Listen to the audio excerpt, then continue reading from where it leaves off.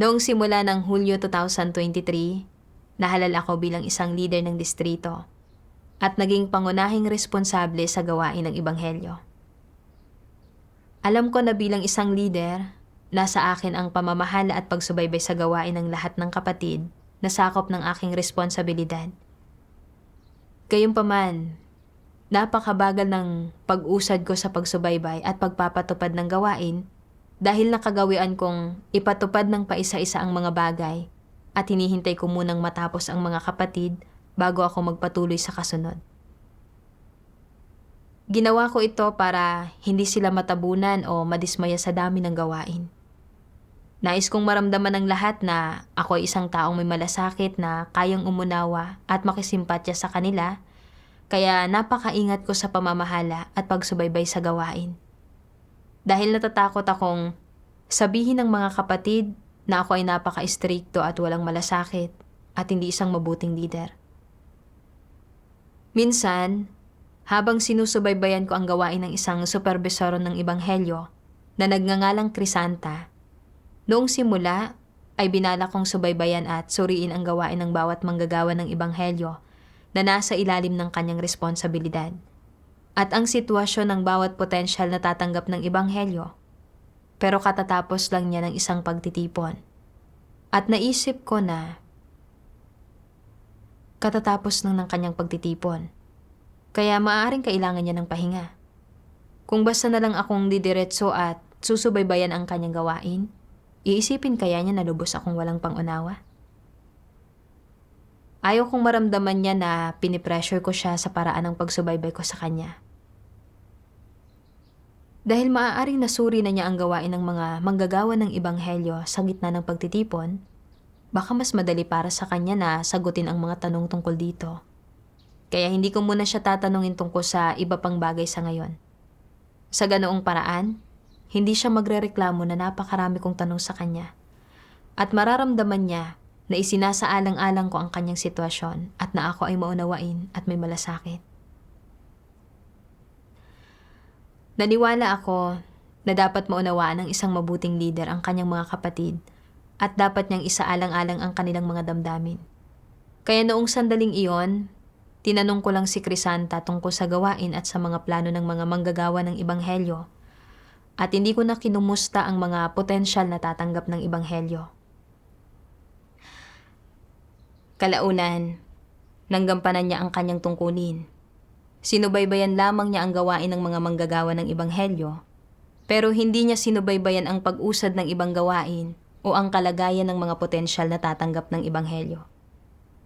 Hindi niya sinuri ang mga detalye ng mga bagay na ito sa tamang oras, na naging sanhi ng paghina ng pagiging epektibo niya sa kanyang tungkulin. Nagkaroon ako ng katulad na isyo noong sinubaybayan ko ang isa pang supervisor ng Ebanghelyo, si Bella. Kakapasok pa lamang ni Bella sa nasasakupan kong responsibilidad at minsan, nang tanungin ko siya tungkol sa ilang manggagawa ng Ebanghelyo, sumagot siya na, "Hindi ko pa nasusubaybayan ang mga bagay na ito. Hindi pa ako pamilyar sa mga taong ito at ngayon ko pa lamang sila nakikilala." Naisip ko na 5 araw na ang lumipas. Talaga bang kailangang abutin ng ganoon katagal para suriin ang mga bagay na ito? Nais ko siyang paalalahanan na ang ganitong pamamaraan ay hindi epektibo at makakaantala sa gawain. Pero naisip ko na kung ituturo ko agad ang problema niya, hindi pa man nagtatagal mula nang siya ay dumating, baka maramdaman niya na wala akong pangunawa o malasakit at na hindi ko isinasaalang-alang ang mga paghihirap niya. Ayaw kong mag-iwan sa kanya ng hindi magandang impresyon. At kung sasabihin ko ang mga bagay na ito, nag-aalala ako na sa kalaunan ay baka hindi na siya aktibong makipagtulungan sa akin kapag kailangan ko ng tulong niya o kapag magpapatupad ng gawain. At natatakot ako na baka kalaunan ay ituro rin niya ang mga problema at pagkukulang ko. Dala ang mga bagay na ito sa aking isipan, hindi ko itinuro ang mga isyu ni Bella. At bilang resulta, napakabagal ng pag-usad ng gawain ng Ebanghelyo na nasa ilalim ng kanyang responsibilidad. Dahil hindi ko nagampanan ang aking tungkulin ng pamumuno na pangasiwaan at subaybayan ang gawain ng Ebanghelyo, parang pagong sa sobrang bagal ang pag-usad ng gawain ng Ebanghelyo sa ilalim ng aking responsibilidad. Nang magkasama naming ibuod ang gawain, hayagang sinabi ni Bella na, matagal ko nang hinihintay na tukuyin ng leader ang mga pagkukulang ko sa aking tungkulin. Nang marinig kong sinabi niya ito, napagtanto ko na hindi ko na isakatuparan ang mga responsibilidad ko bilang isang leader. Na hindi ko sinubaybayan ang kanyang gawain o tinukoy ang mga problema sa kanyang tungkulin. Labis akong nakonsensya, kaya inilahad ko ang kalagayan ko sa pamamagitan ng pagbabahaginan. Pagkatapos ng pagbabahagi ko, ang supervisor na si Lina ay nagbahagi ng isang sipin ng mga salita ng Diyos. Sabi ng makapangyarihang Diyos, ang sariling asal at mga kaparaanan ng mga tao sa pakikitungo sa mundo ay kailangang nakabatay sa mga salita ng Diyos. Ito ang pinakapangunahing prinsipyo para sa sariling asal. Paano maisasagawa ng mga tao ang katotohanan kung hindi nila nauunawaan ang mga prinsipyo para sa sariling asal? Ang pagsasagawa ng katotohanan ay hindi tungkol sa pagsasabi ng mga walang saysay na salita o pagsigaw ng mga slogan. Sa halip, tungkol ito sa kung paanong anuman ang makaharap ng mga tao sa buhay, hanggat kinabibilangan ito ng mga prinsipyo para sa sariling asal, ng kanilang mga perspektiba sa mga bagay-bagay o ang usapin ng paggampan sa kanilang mga tungkulin, kailangan nilang magpasya at dapat nilang hanapin ang katotohanan, hanapin ang batayan at mga prinsipyo sa mga salita ng Diyos, at pagkatapos ay hanapin ang isang landas sa pagsasagawa. Ang mga nakapagsasagawa sa ganitong paraan ay ang mga taong hinahangad ang katotohanan. Ang magawang hangarin ang katotohanan sa ganitong paraan, gaano man katindi ang mga paghihirap na nararanasan ng isang tao, ay ang pagtahak sa landas ni Pedro, sa landas ng paghahangad sa katotohanan. Halimbawa, anong prinsipyo ang dapat itaguyod pagdating sa pakikisalamuha sa iba? Ang orihinal mong pananaw ay na ang pagkakasundo-sundo ay yaman, ang pagtitiis ay karunungan, at na dapat mong makasundo ang lahat, iwasang mapahiya ang iba, at wala kang mapasama ng loob para maging madali na makasundo ang iba sa hinaharap. Napipigilan ng ganitong pananaw? Nananahimik ka kapag nasasaksihan mo na gumagawa ang iba ng masasamang bagay o lumalabag sila sa mga prinsipyo. Mas gugustuhin mo nang ang gawain ng iglesia ang magdusa ng mga kawalan kaysa mapasama mo ang loob ng sinuman. Sinuman ang nakakasalamuha mo, hinahangad mong makasundo siya. Iniisip mo palagi ang mga damdamin ng tao at na hindi ka mapahiya kapag ikaw ay nagsasalita at lagi kang nagsasabi ng mga salitang magandang pakinggan para pasayahin ang iba. Kahit pa matuklasan mong may mga problema sa isang tao, pinipili mong pagtimpian siya at pag-usapan na lamang siya kapag siya ay nakatalikod. Ngunit kapag kaharap siya, ay pinapangalagaan mo pa rin ang kapayapaan at pinananatili mo ang inyong ugnayan. Ano ang palagay mo sa pag-asal sa ganitong paraan? Hindi ba't iyon ay asal ng isang mapagpalugod ng mga tao? Hindi ba't medyo tuso ito? Nilalabag nito ang mga prinsipyo ng sariling asal. Hindi ba't kababaan ang umasal ka sa ganoong paraan? Ang mga kumikilos ng ganito ay hindi mabubuting tao at hindi ito marangal na paraan ng pag-asal. Kahit gaano ka pa nagdusa at kahit gaano pa kalaki ang iyong binayaran, kung umaasal ka ng walang prinsipyo, nabigo ka sa aspektong ito at hindi ka kikilalanin, tatandaan o tatanggapin sa harap ng Diyos. Pagkatapos, nakipagbahaginan sa akin si Lina.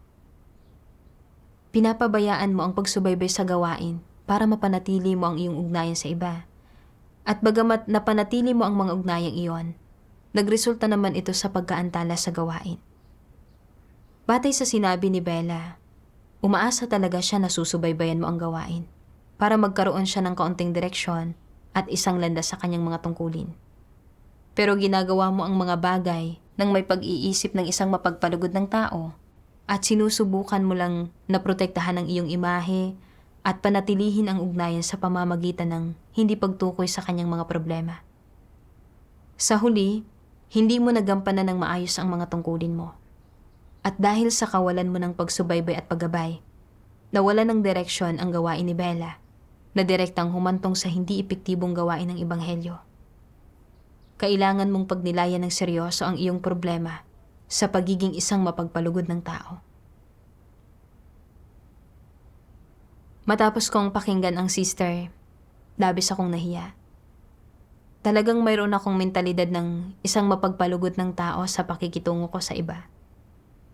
Ayaw kong mapasama ang loob ng sinuman, ayaw kong maapektuhan ang mga ugnayan ko sa mga kapatid, at ayaw kong isipin nila na wala akong pagsasaalang-alang.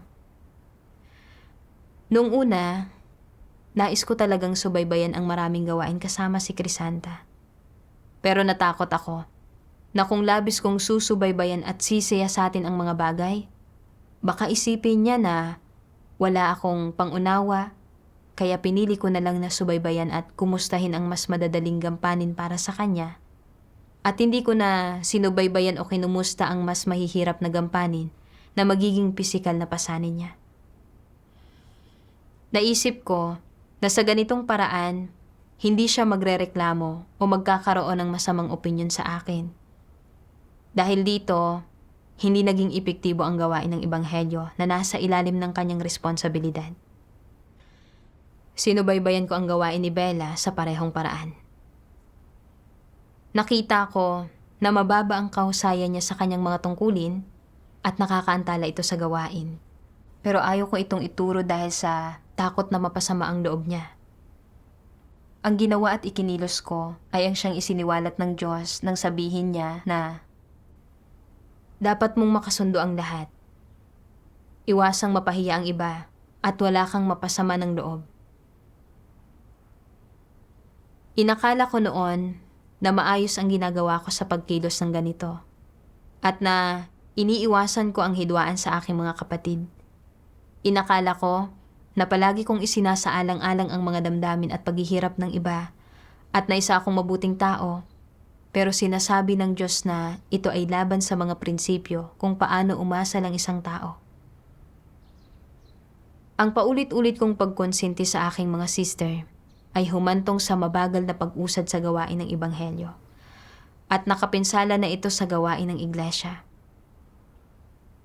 Talagang hindi ako isang mabuting tao, kundi isang mapagpalugod ng tao, isang mapandinlang na tao. Kung hindi ko babaguhin ang kaisipang ito ng isang mapagpalugod ng tao, mawawala ng kabuluhan ang lahat ng ginawa ko dahil hindi ko isinasagawa ang katotohanan o natutugunan ang Diyos at hindi sasang-ayon sa akin ang Diyos. Ninais kong magbago dahil sa pagkaunawang ito. Kailangan kong ituro ang anumang mga problema o kakulangan na nakita ko sa pagganap ng mga kapatid ko sa mga tungkulin nila at kailangan kong maghandog ng pagbabahaginan at tulong at itigil ang pagsasaalang-alang sa aking dangan. Ayaw ko nang panatilihin ang mga ugnayan ko sa iba, kaya nagdasal ako sa Diyos. Makapangyarihang Diyos, nakikita ko na nais ko lamang panatilihin ang mga ugnayan ko sa aking mga kapatid. Nang hindi inuuna ang interes ng sambahayan ng Diyos. Ngayon ay mayroon na akong kaunting pagkaunawa sa aking sarili at handa akong magsisi, isagawa ang katotohanan, kumilos ayon sa mga prinsipyo at tuparin ang mga tungkulin ko bilang isang leader. Pagkatapos magdasal, nakaramdam ako ng bugso ng lakas ng loob. Kalaunan, nang subaybayan ko ang gawain ng mga kapatid, sinabi ko sa kanila ang mga problemang nakita ko. Nang magsagawa ako ayon sa katotohanan, hindi nagalit sa akin ang mga kapatid ko tulad ng iniisip ko at hindi naapektuhan ang aming mga ugnayan. Sa katunayan, handa silang tumanggap ng paggabay. Nais kong patuloy na gawin ang aking makakaya para maging isang matapat na tao at para matukoy ang mga problema o maghandog ng mga suhestyon sa mga kapatid ko. Gayunpaman, hindi madali ang pagsasagawa ng katotohanan at ang simpleng pagkaalam ng katotohanan ay hindi nangangahulugang kaya na itong isagawa ng isang tao. Isinaayos ng Diyos ang isa pang sitwasyon para ibunyag ang katiwalian ko. Noong 13 ng Hulyo, naganap ang halalan sa isang iglesia at nahalal si Sister Awa bilang isang leader ng iglesia. Makalipas ang halos 1 linggo, bigla niyang sinabi sa akin na nakahanap siya ng trabaho dahil kailangan niyang bayaran ang ilang utang. Ang oras ng kanyang trabaho ay mula 5 a.m. hanggang 9 p.m.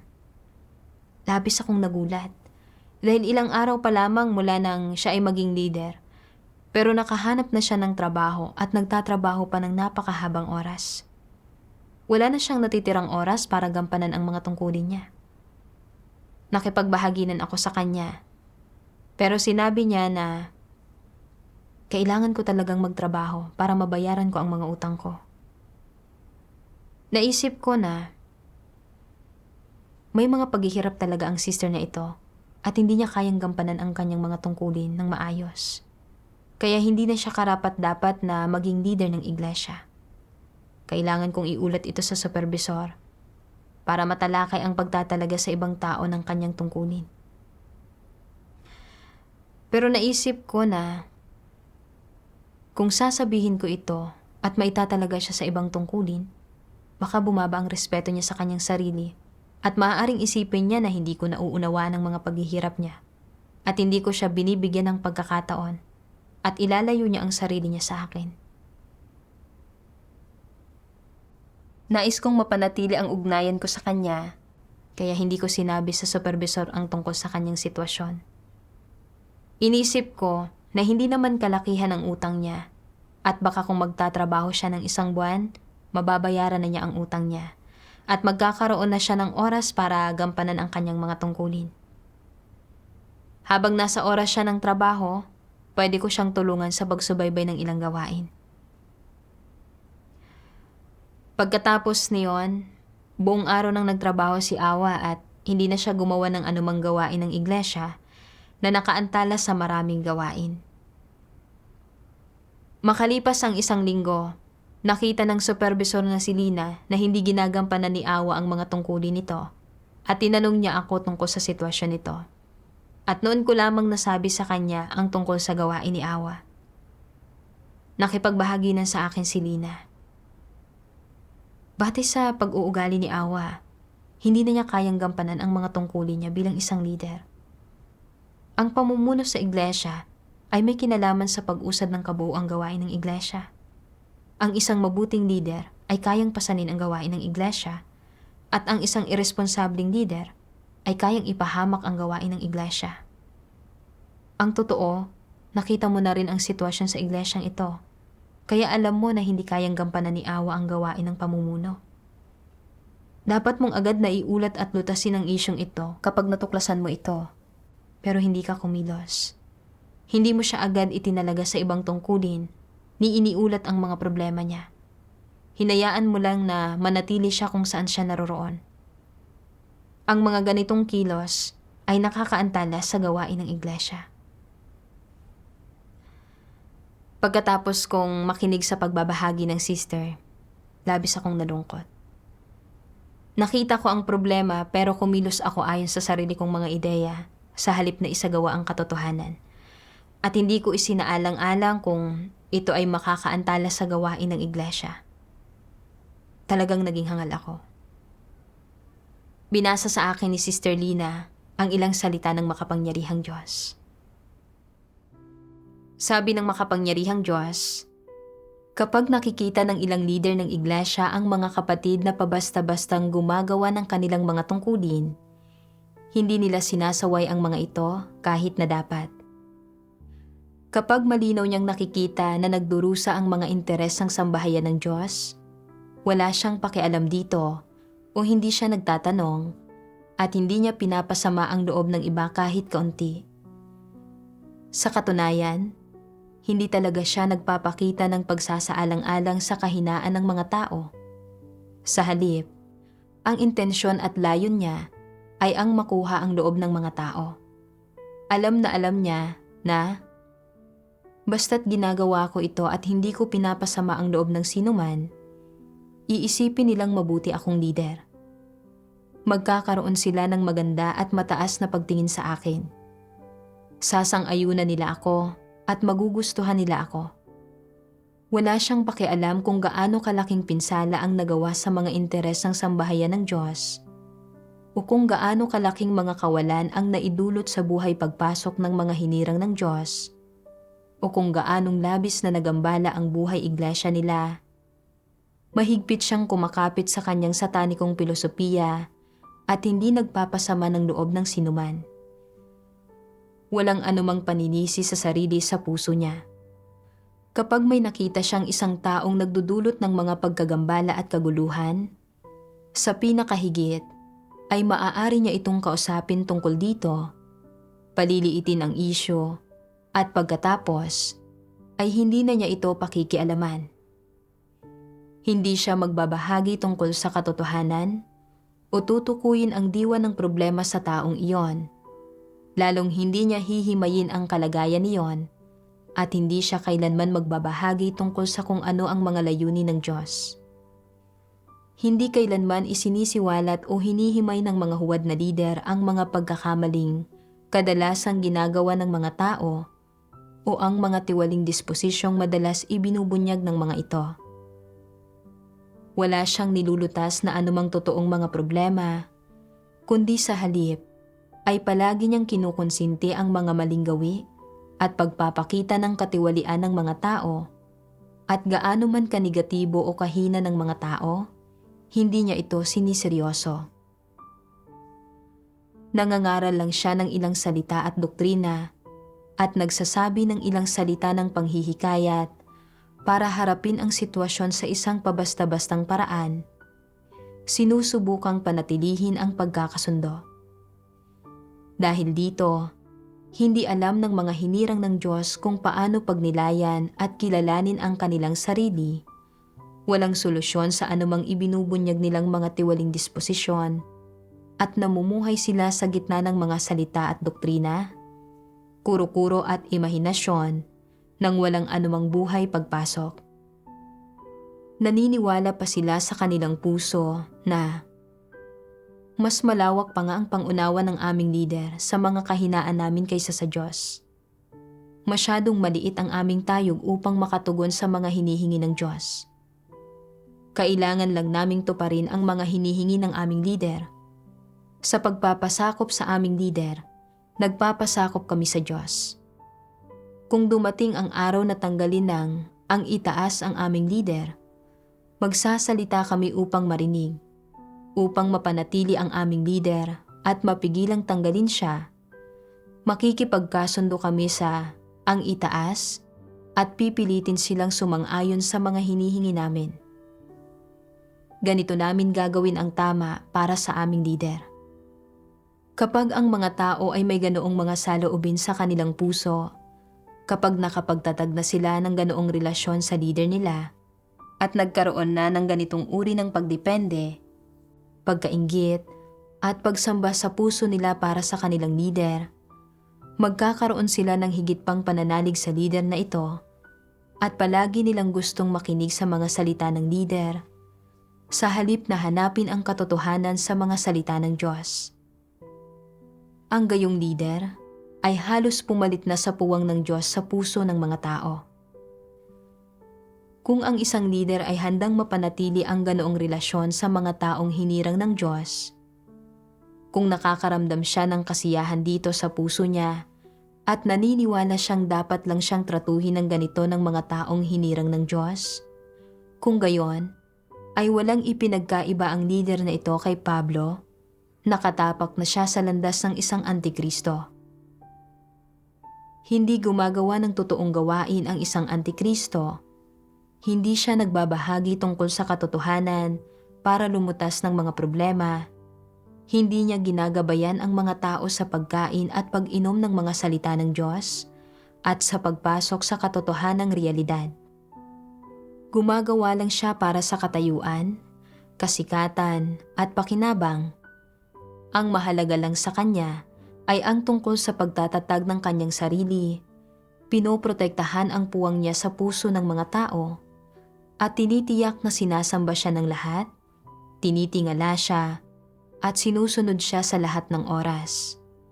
Ang mga ito ang mga pakay na gusto niyang makamit. Ganito sinusubukan ng isang antikristo na kunin ang loob ng mga tao at kontrolin ang hinirang na mga tao ng Diyos. Hindi ba't buktot ang ganitong paraan ng paggawa? Ito ay masyado talagang nakakasuka. Isinisiwalat ng Diyos na kapag ang mga lider at manggagawa ay nagbubulag-bulagan sa mga problema sa gawain at pinapanatili lamang nila ang kanilang imahe at ang mga ugnayan nila sa kanilang mga kapatid, ang mga ganitong tao ay mga huwad na lider at naglalakad sila sa landas ng isang antikristo. Ako mismo ang uri ng taong isiniwalat ng Diyos. Alam na alam kong hindi mahusay si Bella sa kanyang mga tungkulin, ngunit wala akong tapang para tukuyin ang kanyang mga problema. Gusto ko lang na maramdaman niyang nauunawaan ko ang mga paghihirap niya upang hindi kami magkaroon ng hidwaan at mapanatili namin ang magandang ugnayan. Hindi natupad ni Awa ang kanyang mga responsibilidad bilang isang leader dahil sa kanyang trabaho. Kaya dapat ay iniulat ko ang kanyang sitwasyon sa nakatataas na pamunuan para agad siyang maitalaga sa ibang mga tungkulin. Pero natakot ako na kapag nalaman niya ito, magkakaroon siya ng negatibong opinyon sa akin. Kaya hindi ko ito ipinabatid sa nakatataas na pamunuan. Wala akong pakialam kahit na makaantala ito sa gawain ng iglesia. Ang gusto ko lang ay ang pagkilala at suporta ng aking mga kapatid para magkaroon sila ng magandang impresyon sa akin. Kaya palagi kong isinasantabi ang interes ng sambahayan ng Diyos. Tunay ngang buktot at kinamumuhian ng Diyos ang aking pag-uugali. Nagdasal ako sa Diyos. Diyos ko, napagtanto ko na hindi ko isinasaalang-alang ang mga interes ng iglesia sa aking mga tungkulin. At palagi kong iniisip ang mga ugnayan ko sa mga kapatid. Nais ko na makita nila ako bilang isang mabuting leader at igalang nila ako. Ang mga kilos ko ay hindi tumutugma sa katotohanan at nakakaapekto sa gawain ng iglesia. Hindi ko nagampanan ang mga tungkulin ko bilang isang leader at naglalakad ako sa landas ng isang antikristo. Salamat, o makapangyarihang Diyos, sa pagsasaayos na makita ni Sister Lena ang mga pagdihis ko at tukuyin niya ang mga pagkukulang ko. Simula ngayon, handa na akong isagawa ang katotohanan at hindi ko na pananatilihin ang aking ugnayang kay Awa. At isasaalang-alang ko na ang interes ng iglesia. Nang hapong iyon, nakipagbahaginan ako kay Awa. At inamin niya na hindi niya nagampanan ng maayos ang mga tungkulin niya at naantala ang gawain ng iglesia. Gayunpaman, hindi niya kayang isuko ang trabaho niya, kaya itinalaga ko sa ibang tao ang mga tungkulin niya. Kalaunan, nagbasa ako ng isa pang sipi ng mga salita ng Diyos. May isang doktrina sa mga pilosopiya para sa mga makamundong pakikitungo na nagsasabing, tumatagal at gumaganda ang pagkakaibigan sa pananahimik sa mga kasalanan ng mabubuting kaibigan. Nangangahulugan ito na para mapanatili ang mabuting pagkakaibigang ito, dapat manahimik ang isang tao tungkol sa mga problema ng kanyang kaibigan kahit malinaw niyang nakikita ang mga iyon. Sumusunod siya sa mga prinsipyo ng hindi paghampas sa mga tao sa muka o pagpuna sa kanilang mga pagkukulang. Nililinlang nila ang isa't isa, pinagtataguan ang isa't isa, at iniintriga ang isa't isa. Bagamat alam na alam nila kung anong klaseng tao ang isa't isa, hindi nila iyon sinasabi ng tahasan, kundi gumagamit sila ng mga tusong pamamaraan para mapanatili ang kanilang ugnayan. Bakit nanaisin ng isang tao na ingatan ang gayong mga relasyon? Tungkol iyon sa hindi pagnanais na magkaroon ng mga kaaway sa lipunang ito, sa loob ng grupo ng isang tao, na mangangahulugan na madalas na malalagay ang sarili sa mapanganib na mga sitwasyon. Dahil alam mong magiging kaaway mo ang isang tao at pipinsalain ka niya matapos mong punahin ang kanyang mga pagkukulang o matapos mo siyang saktan, at dahil ayaw mong ilagay ang sarili mo sa gayong sitwasyon, ginagamit mo ang doktrina ng mga pilosopiya para sa mga makamundong pakikitungo na nagsasabing, kung hahampasin mo ang iba, huwag mo silang hampasin sa muka. Kung pupunahin mo ang iba, huwag mong punahin ang mga pagkukulang nila. Batay rito, kung ganoon ang relasyon ng dalawang tao, maituturing ba silang tunay na magkaibigan? Hindi. Hindi sila tunay na magkaibigan, lalong hindi sila magkatapatang loob. Kaya, ano ba talagang klaseng relasyon ito? Hindi ba't isa itong pangunahing ugnayang panlipunan? Oo. Sa gayong mga ugnayang panlipunan, hindi pwedeng makipag-usap ang mga tao ng taos-puso, ni magkaroon ng malalalim na koneksyon, ni magsabi ng anumang gusto nila. Hindi nila masabi ng malakas ang nasa puso nila o ang mga problemang nakikita nila sa ibang tao o ang mga salitang makakatulong sa ibang tao.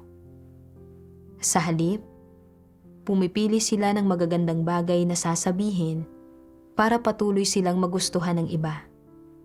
Hindi sila nangangahas na sabihin ang totoo o itaguyod ang mga prinsipyo, kaya napipigilan ang iba na makabuo ng mga mapanlabang kaisipan tungkol sa kanila. Kapag walang sino mang nagiging banta sa isang tao, hindi ba't mamumuhay ang taong iyon ng medyo maginhawa at mapayapa? Hindi ba't ito ang layo ng mga tao sa pagtataguyod sa kasabihang, kung hahampasin mo ang iba, huwag mo silang hampasin sa muka. Kung pupunahin mo ang iba, huwag mong punahin ang mga pagkukulang nila? Oo.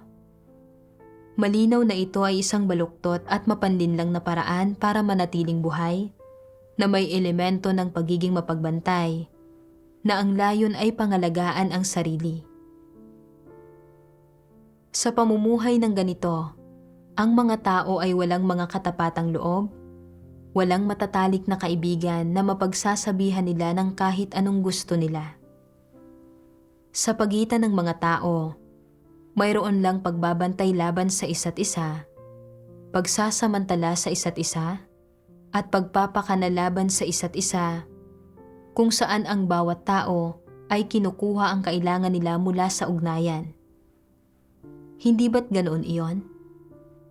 Sa ugat nito, ang layon ng, kung hahampasin mo ang iba, huwag mo silang hampasin sa muka.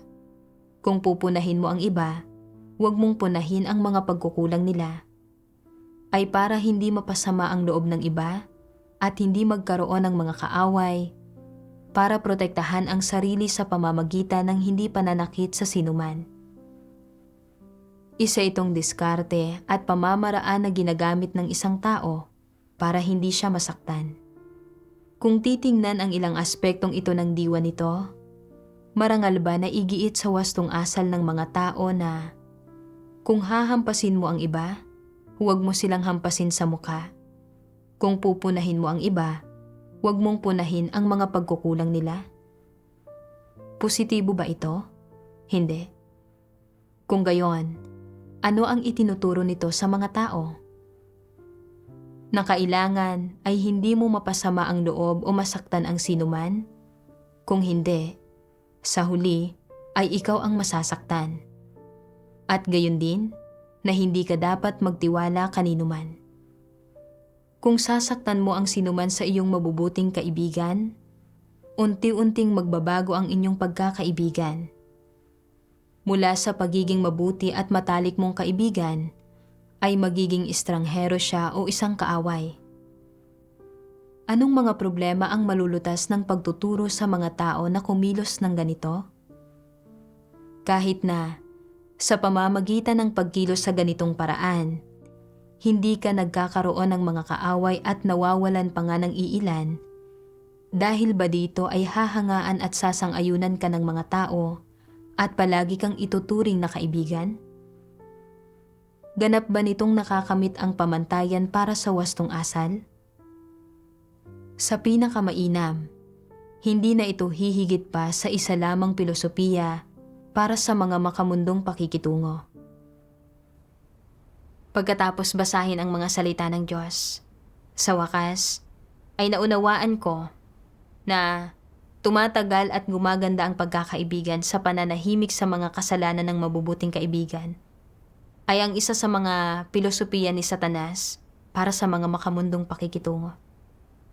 Ginagamit ng karamihan ang pilosopiyang ito upang mapanatili ang magagandang ugnayan nila sa iba, at ito ang naging paraan ko sa pakikisalamuha sa iba.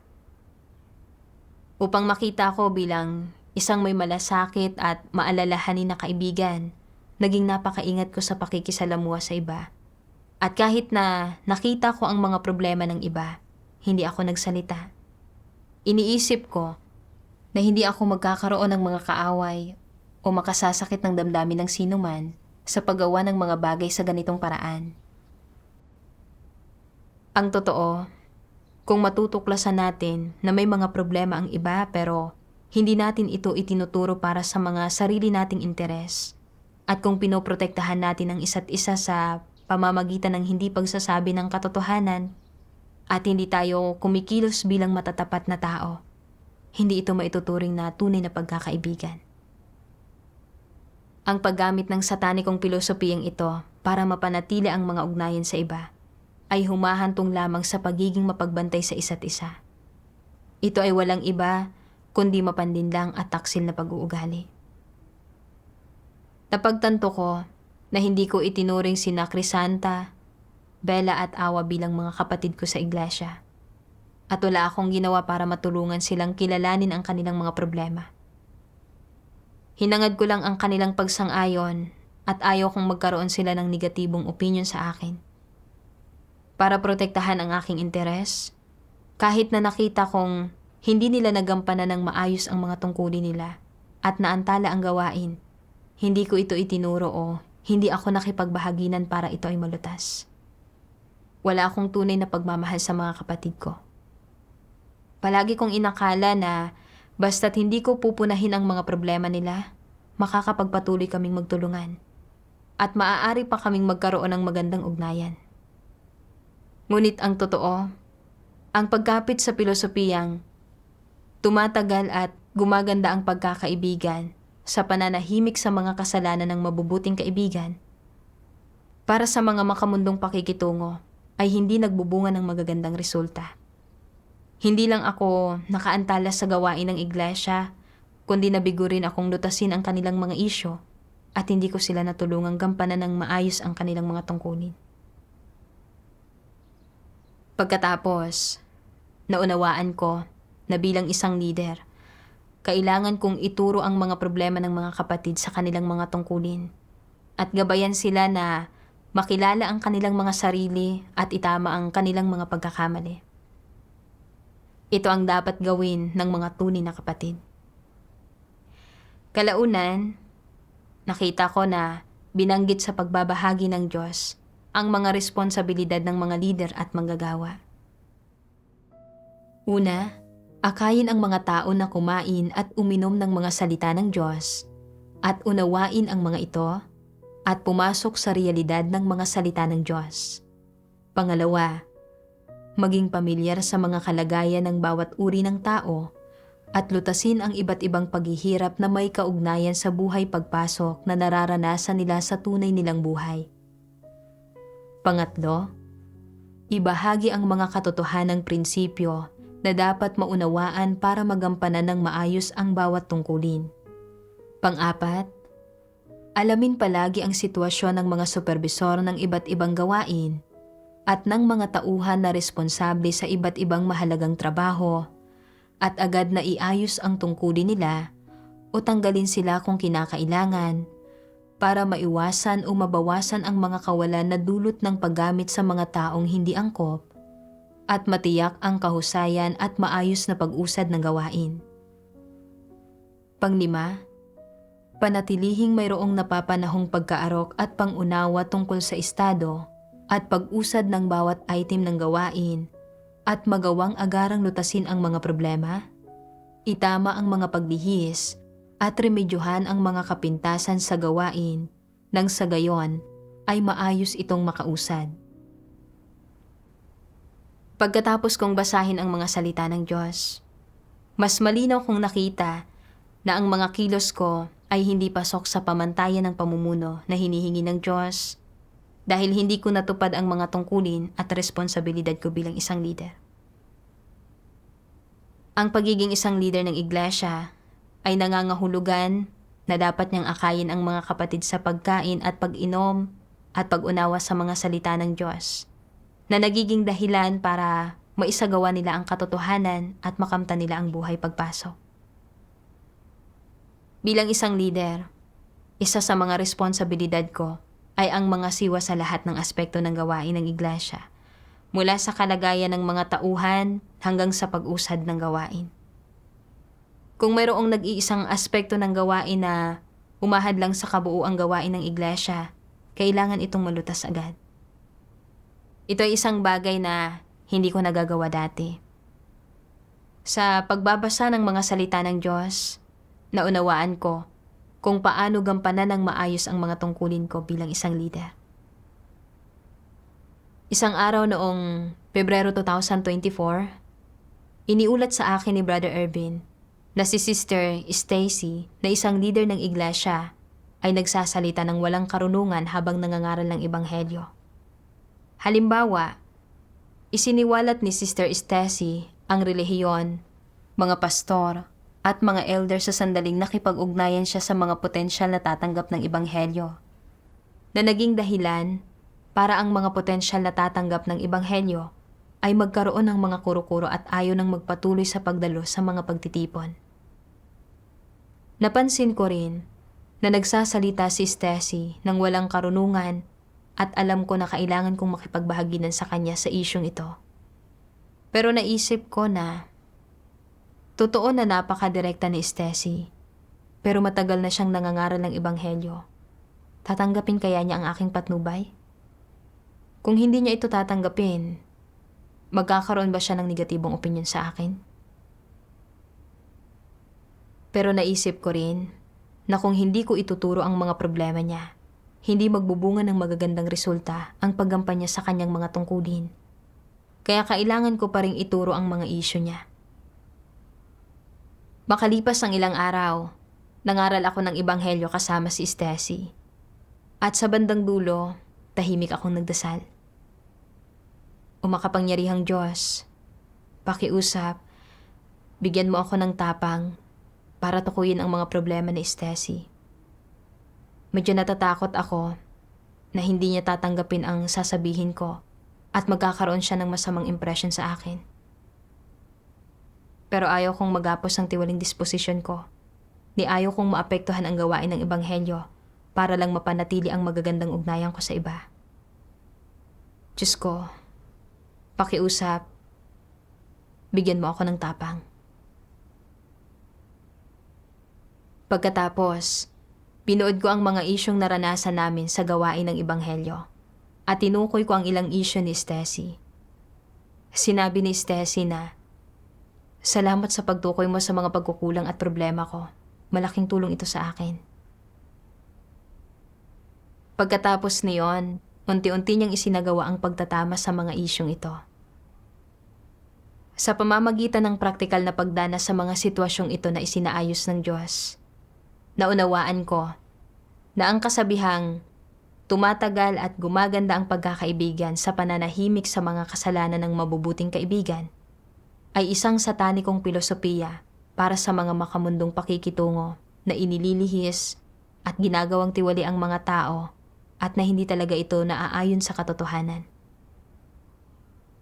Ang gawain ng Diyos sa mga huling araw ay napakapraktikal At ginagawa ito para iligtas tayo at maiwaksi natin ang mga satanikong pananaw at pilosopiya na pinangahawakan natin.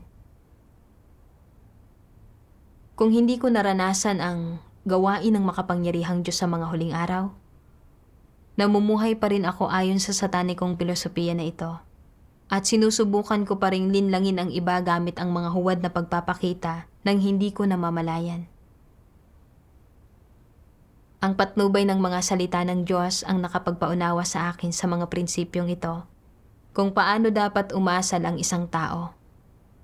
Tunay akong pinagpala na tanggapin ang gawain ng makapangyarihang Diyos sa mga huling araw.